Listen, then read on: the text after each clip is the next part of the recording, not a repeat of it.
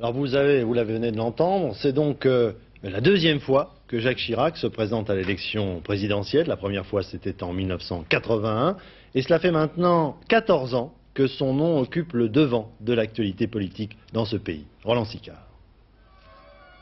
Les orgues de Notre-Dame pour la fin d'une époque. Avril 1974, Georges Pompidou est mort. Jacques Chirac, le fils adoptif, va prendre son destin en main.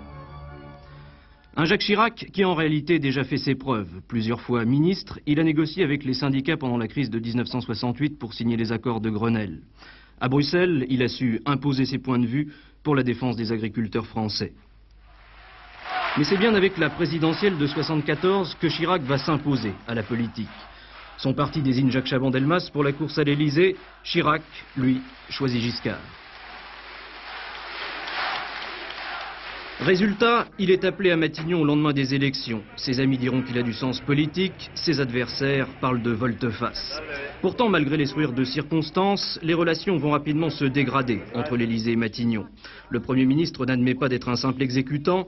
En 1976, il donne sa démission. Pour la première fois sous la Ve République, c'est le Premier ministre qui claque la porte. Je ne dispose pas des moyens que j'estime aujourd'hui nécessaires pour assumer efficacement mes fonctions de Premier ministre. Et dans ces conditions, j'ai décidé d'y mettre fin. À l'écart du gouvernement, Jacques Chirac va alors multiplier les coups pour ne pas quitter le premier plan. Il crée d'abord le Rassemblement pour la République, véritable machine de guerre gaulliste dont il prend la tête. Puis, en 1977, il défie Giscard en enlevant la mairie de Paris contre le candidat du président, Michel Dornano. Mais le véritable affrontement, c'est 1981. Giscard est candidat à la présidence, Chirac aussi, et les deux hommes ne se ménagent pas. Au lendemain du premier tour, l'ancien Premier ministre, qui a obtenu 18% des voix, ne se désiste que du bout des lèvres. Giscard battu, le RPR et l'UDF dans l'opposition, Chirac prépare déjà la reconquête du pouvoir.